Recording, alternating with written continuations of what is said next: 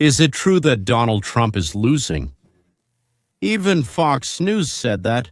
Is it true that the United States has surrendered to Russia? Is it true that the Democrats are gaining strength and more citizens? Does the United States want to grant amnesty to 20 million illegal immigrants who live in the United States illegally? Is it true that Europeans will protect Ukraine even without the United States? Is it true that Russia is about to collapse and that Ukraine and the Ukrainian army will drive all the invaders from their territory and receive reparations? Personally, from Putin, the answer to all these questions is very simple. No, it's not true. And now let's dive into the details.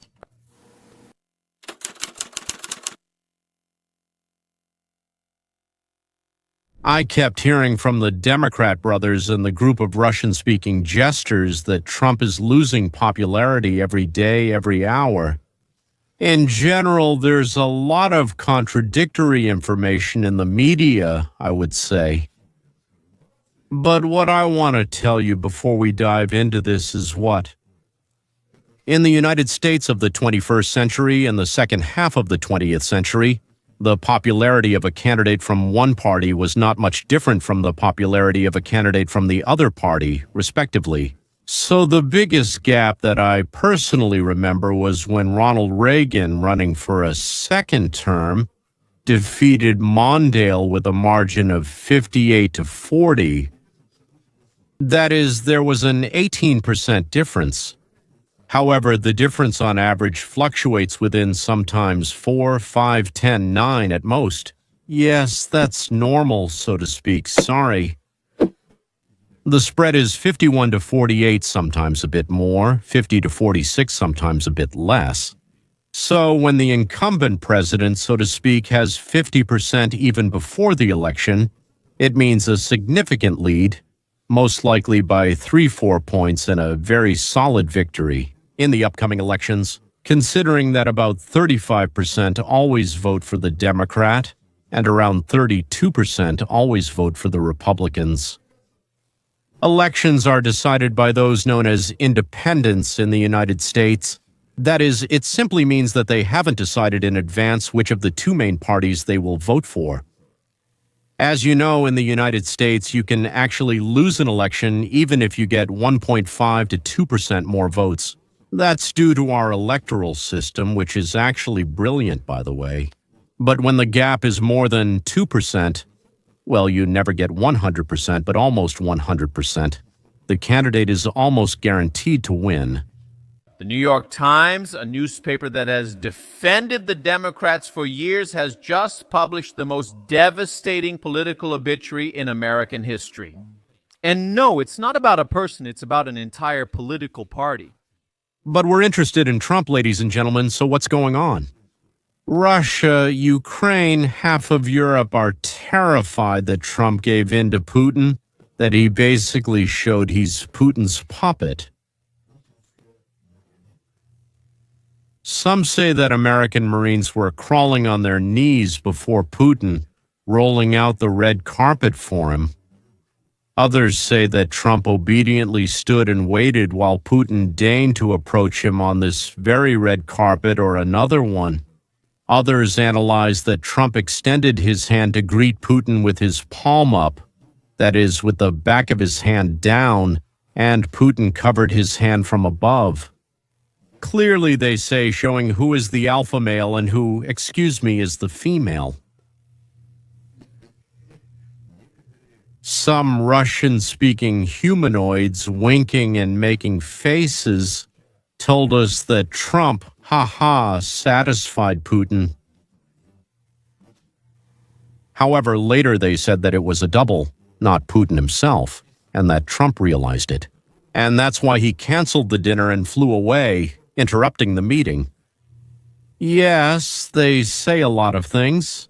I think they're just luring in gullible viewers and convincing them that they're telling something incredibly important, something epoch-making. And now, well, something is going to happen just like they're predicting over there. So Trump is face down in a puddle right in the mud. How does the American public see this? Because they put presidents in office here in America and they can remove them. Fresh after the amazing diplomatic triumph with President Vladimir Putin of Russia, President Trump's approval rating skyrocketed. Insider Advantage, one of the most accurate pollsters in the 2024 election, now shows Trump's approval rating at 54%. And so you don't miss it. American commentators say that America really liked how Trump met Putin in Alaska.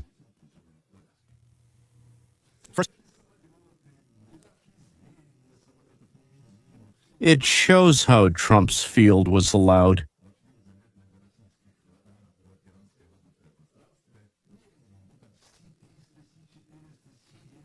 Astrotalsy does that. It turns out it's noticeably not tasty, mind, on the contrary.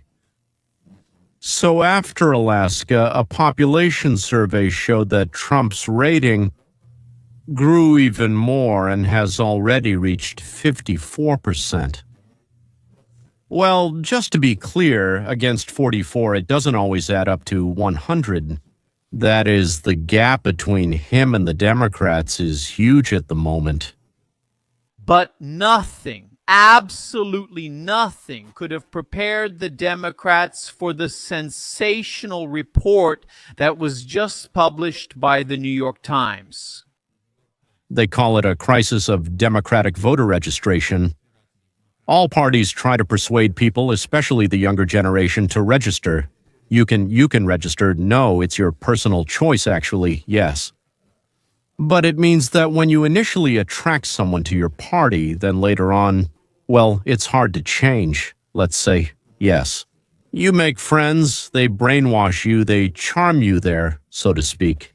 And you actually stay in that environment, having already made friends and so on. And all the enemies turned out to be the seniors. They're on the other side, and you ended up there for years. But nevertheless, when one party does something that the people really don't like, the people start to distance themselves and unsubscribe from it.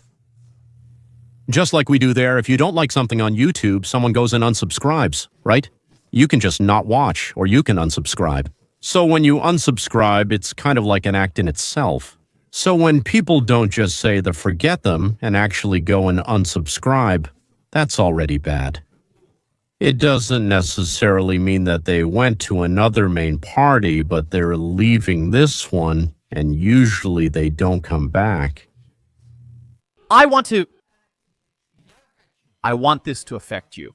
The Democrats' own propaganda machine has never met a leftist issue it wouldn't shamelessly promote. The New York Times just admitted that Democrats, in their words, quote, are losing voters and facing a mass exodus from the Democratic Party. Trump is now more popular than ever. So left-wing activists disguised as New York Times journalists are sounding the alarm.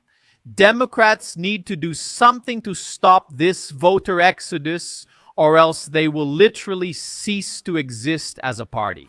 To emphasize this again, this is coming from the New York Times. I actually don't want there to be only one party left in the United States, no matter which one it is. But today's Democratic Party is either complete idiots who just repeat some slogans that are shouted at them, or vile and disgusting scoundrels. Well, let's say, yes, cheaters, let's call them that, yes, who know what they're doing and yet still lie. Or mentally not very healthy people. Because nowadays it has become a Komsomol fascist party, an organization that is already putting up openly fascist candidates for mayor in major cities, direct fascist candidates. But we need a second party because everything here is organized like a two-party system, and it would be nice if this party could also be the second one. But also about the free market, about capitalism and kind of fighting for it. The struggle was over the best way to build it. How to provide a better future for our children without filling their heads with sweet socialist lies. What? They found that among the 30 states that tracked voter registration by party, Democrats lost ground to Republicans in all of those states.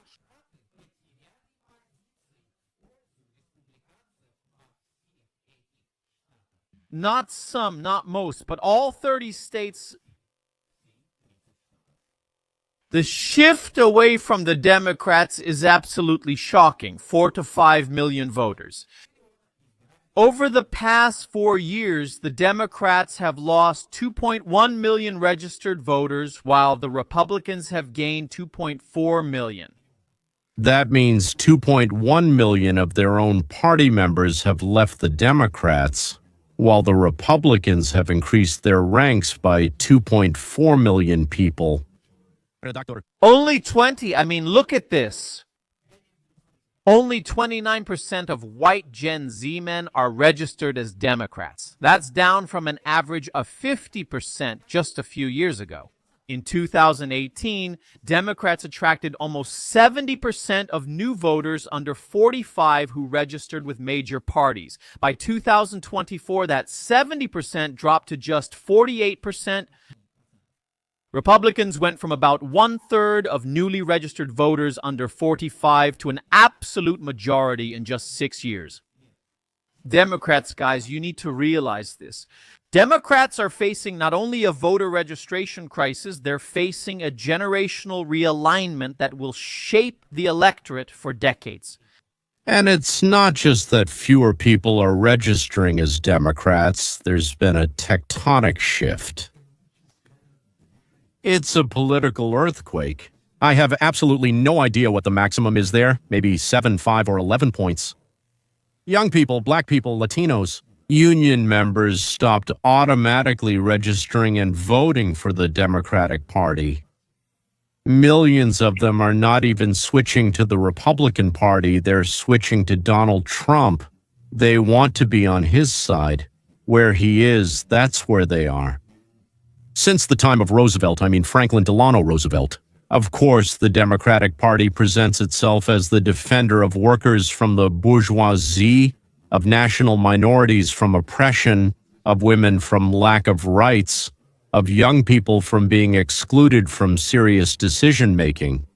How did it suddenly turn out that Trump is doing more for America's working people than the Democratic Party? In fact, I would say that's exactly what Trump is doing. And they've been saying the same thing for many years now, that politician Trump is opening the way for the youth, that there is no dominance of cheap foreigners who actually push their own cheap jobs away, not for pennies maybe, but for dollars that are significantly less than what Americans can earn, so to speak, for themselves, to prompt themselves. And for the same youth, national minorities, union members, jobs are disappearing. They are forced to rely on all sorts of government subsidies when they could simply go to work. It turned out that the Democrats had been deceiving the people for 70 years, and the people didn't like it. Next year, we'll have midterm elections which are not presidential. Some Senate and Congress seats, plus several governorships, will be up for election. Usually by this time, the Democrats have about 5 to 7% more registered voters than the Republicans. Typically, the president's party loses seats 2 years after the election, regardless of who wins. And when you count it, it's considered to be from 5 to 30 seats, so it's consistent. It happens every time. I don't even remember if it ever didn't, but otherwise, I'm not lying. It typically loses 5 to 30 seats. They won the presidency. 2 years later, people started discussing it quietly. I didn't think that was their goal. I thought they wanted something different, and people go and vote against them. But that's normal, ladies and gentlemen. Now the Republicans will have 1 to 2% more party members, so it's just another earthquake. If the Republicans lose only fewer than 5 seats in Congress, they'll be happy to consider it a huge victory. But that's what I think. And by the way, Trump thinks so too, that even though there's always a setback for the party that won the presidency, maybe with Trump it's 47, maybe it won't work. To be continued. And the exact opposite will work. They will also add seats in Congress and in the Senate. For the Republicans, there's another interesting thing, what he calls an advantage. An advantage. The thing is, they always look at how donations are going, meaning how people give contributions to the parties. Usually someone donates a large sum, maybe a bit more, but mostly it's small amounts. And by the amount of money in the party's fund that hasn't been spent before the start of the elections, they say, well, these guys have significantly more support, so to speak, because more people want to help them win. So the Republicans already have 84 million in their wallet today, while the Democrats have 13. And usually it's the other way around. If there's an absolute and complete large-scale collapse of the Democratic Party, which is happening right now, and you can see it by the cash on hand, that's a great indicator of which party holds cultural power. Because no business leader, no matter how left or right you are, wants to invest in a failing venture. And after Kamala Harris spent $2 billion, Kamala and her accomplices, there's no other way to call them, somehow misplaced the $2 billion that were sent to her. By the way, mostly from money stolen from us from hidden funds. And the donors have actually fizzled out. Well, so to speak, first of all, with such an advantage, to lose like that, to fail like that, to steal like that, to do everything like that, why the hell should anyone give anything? And also, Trump has a huge, terrifying approval rating right now. 54%, that's a huge rating. And the donors have fizzled out. Well, what can I say? Trump is trying to change the voting system and also to cancel the right to vote by mail in America. At one time, this was openly continued to commit fraud and deceive people. During elections in the United States, there's one more thing that's even better. Stop mail-in voting. It's complete fraud without any limits. Switch to paper ballots before it's too late. It's 10 times cheaper, faster, and more reliable. Doing these two things will win us 100 seats and stop the dishonest political games. Game over. it's time to start fair elections in the United States of America. It's time to start being fair. It's unbelievable, really, what has happened and what is happening in this country. So I came to the place where, so to speak, I was supposed to vote. I stood in line there for half an hour and a half. Nothing. Once every 4 years or once every 2 years, this happens and so on. I got the ballot after showing my identification, which they checked against the list and my face. After that, I got the ballot, marked what I needed, so to speak, and dropped it in the box. The box is guarded, then taken to the center, and it's guarded by representatives from both parties, or anyone else who wants to. There they open it at the center, fourth. They count, write a report, and all parties, so to speak, sign everything. They take copies for themselves so that everyone has everything on hand. But the Democrats know that if it happens like that, they won't have a single chance to win. Not a single contest.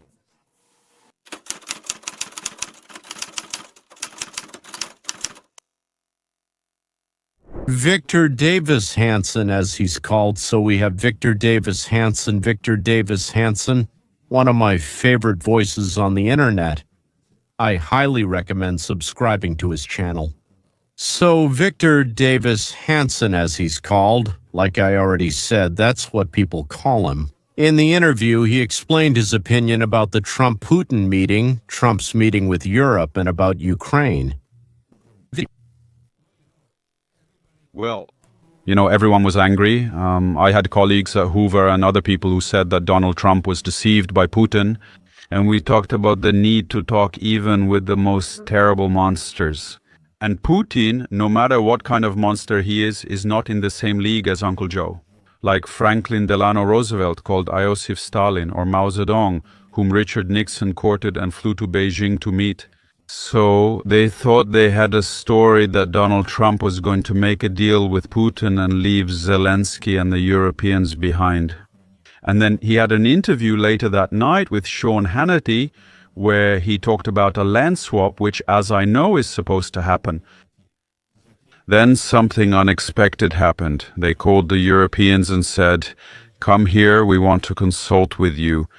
This is a Western effort to negotiate with Putin.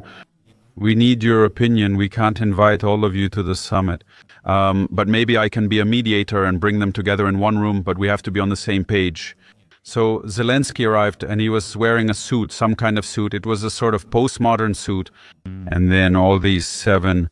I liked that Meloni was to his left, and I think it was by invitation. I assume that Macron somehow managed to get to his right, but Trump arranged it.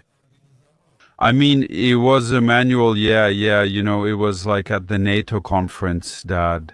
And basically they were there for one reason.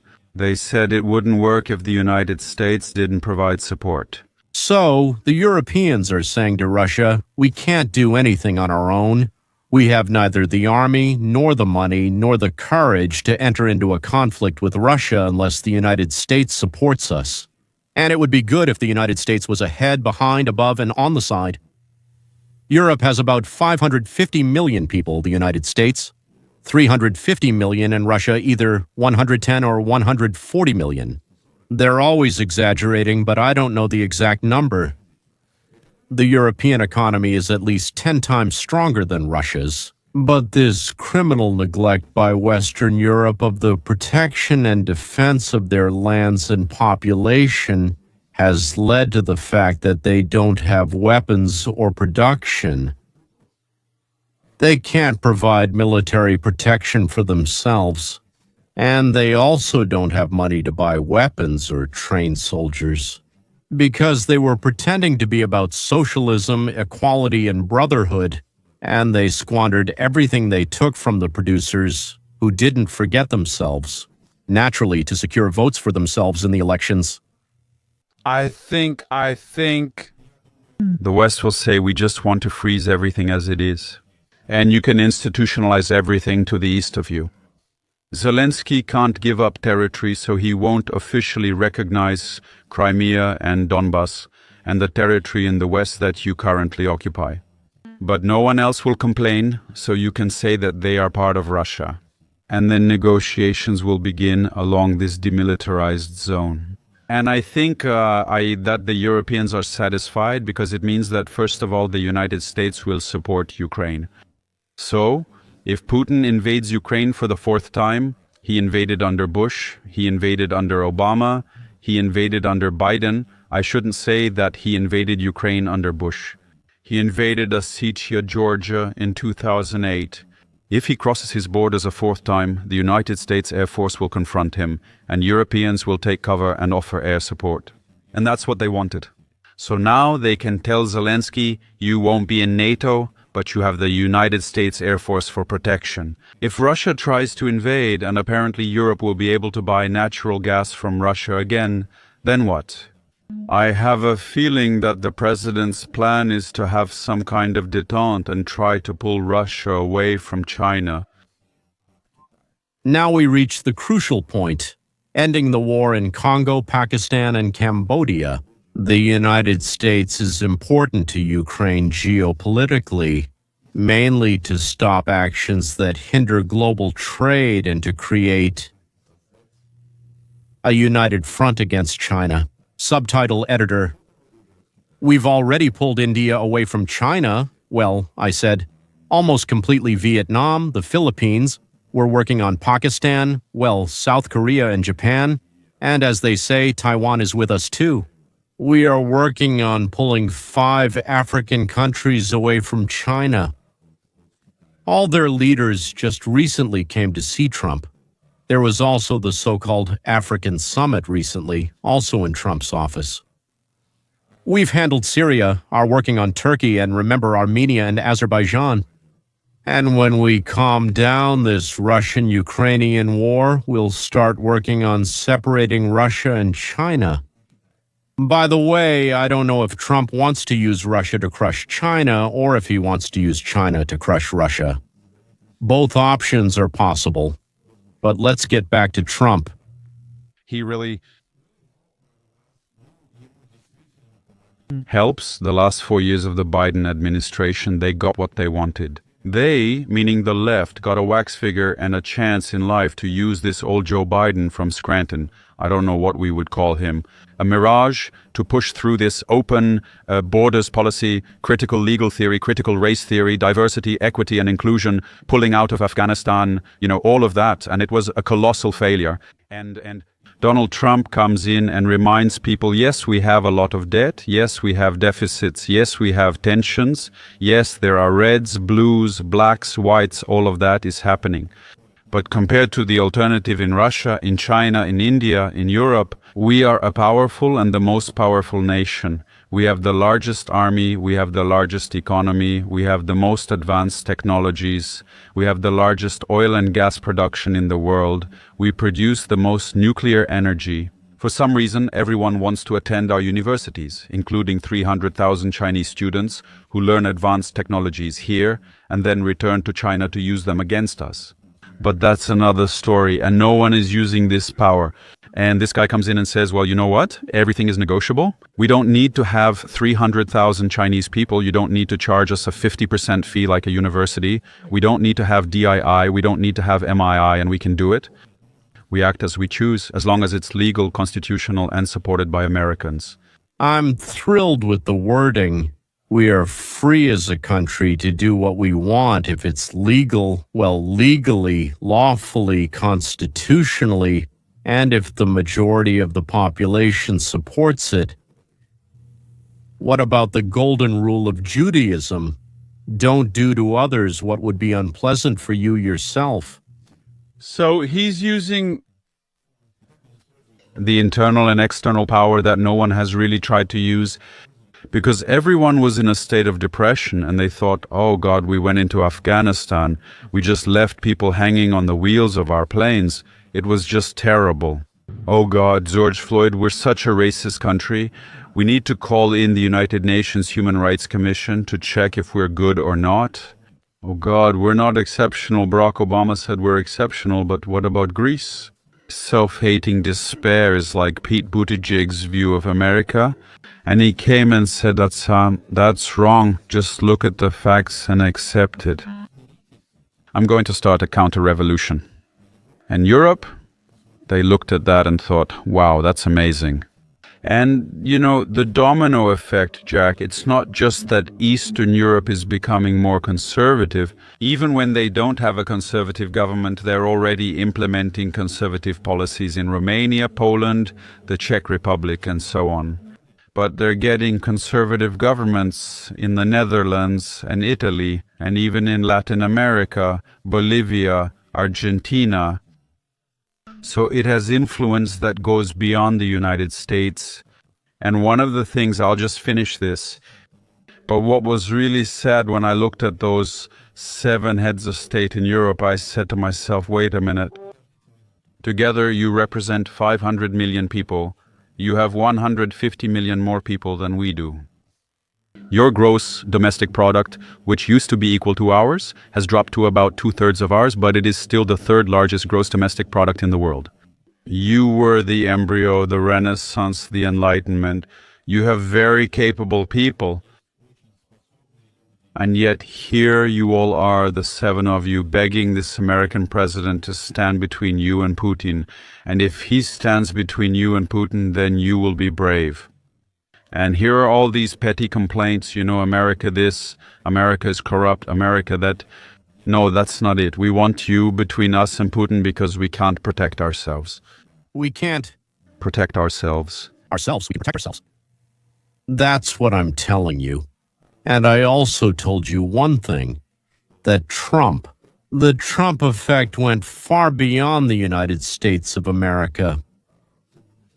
He set an example of how conflicts can be resolved without wars. How can we abandon Talleyrand's position, which stated that war is simply the continuation of politics? No war is a foolish continuation of politics. That's according to Trump, not those Machiavellis and Talleyrand's, especially in the age of nuclear bombs and deadly gases. Trump isn't just changing life in America, he's changing life, the world order, he's changing the global structure. Maybe even Trump himself without realizing it? Or maybe he does realize it. Does Trump understand? Chick is a genius, and we try every time to decipher his actions by the standards we know.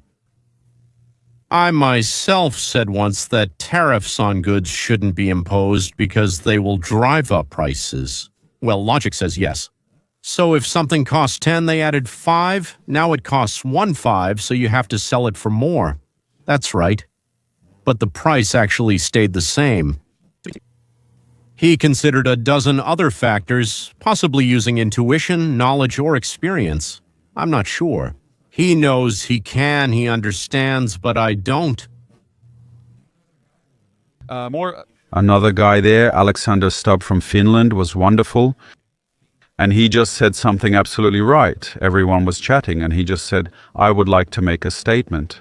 He was an exchange student from Finland in the United States. He said, I could just share a thought. Finland has 800 miles of border with Russia, and they invaded us in 1939. General Mannerheim fought them off, and we survived. Zelensky's subtext and message to Europeans was, say whatever you want. But when you have a huge Russian machine on your border and they invade, trying to swallow the whole country, you fight just like Ukraine did, just like we fought from November 1939 to March 1940.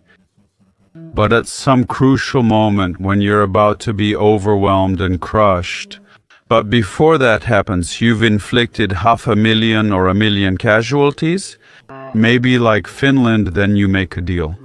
And we gave 10% of our territory to Russia, and we promised that we wouldn't support any of the countries. Even when the Germans invaded the Soviet Union and the Finns hated the Soviets, Mannerheim said, we will not take a single step onto Russian territory. We will help you with the blockade of Leningrad, but we will do it from the Finnish side. So he told everyone, you fought heroically, you now have an excellent army, everyone can support you. But the subtext was that you have to give up part of your territory to save your country, considering the monster on your border. And secondly, you can't just expect to be a pro-Western, chauvinistic, hyper-anti-Russian country right on Russia's border without considering your history as well as our history. You have to be very careful. This is called Finlandization, essentially what Austria and Finland did, and to a lesser extent Switzerland. They all survived. That's survival, right? So, gentlemen Ukrainians, do you all want to die heroically and lose your country? Or will you use the opportunity given to you, we wanted to say granted, but let's say given to you by Trump, and remain a sovereign nation? The choice is yours. Once again, I recommend subscribing to David Kanson. He comments on something every day.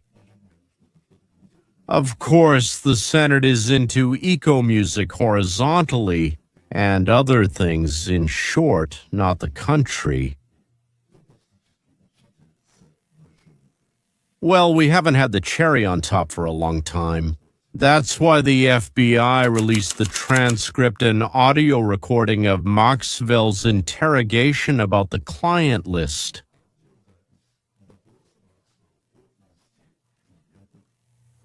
Do you have a list of names in your head or names that come to mind of people you know? Did they get massages when they were with Mr. Epstein? No, there's no list of people getting massages. I don't have one. I can barely remember all the people. I can't remember. I have a hard time recalling who I met a long time ago. I even forgot about that with Mr. Kennedy, or maybe I mentioned it yesterday. It just came to my mind now. So I don't have a list. I never had a list. There was no list. Well, of course, I never saw, never heard, never witnessed. There was never a list. That is, it's not just that she doesn't know if there was a client list, but she has such a blackout of memory and she doesn't remember a single person who came to Epstein. She remembers no one and nothing. I absolutely believe her. And you? And Nina Bergman? Scharfstein suggests that he had some kind of control over someone because he knew what they had done, or he had their photographs. but I never heard that he asked questions. I was present with the massage therapists many times. The person this could happen to is me. Allegedly, I'm accusing him, but Roulette never heard him ask any questions. Skateboarder, any detail about some kind of massage? How? Well, should you? And she didn't know. And no one ever told her about the details of the massages that people received, people whom she can't remember. She just never knew anything. She's an honest and decent person, and I'm about to cry. I think it's very funny. I mean, what happened there wasn't very funny, but it's been a long time, so now we can laugh about all of it. Until next time.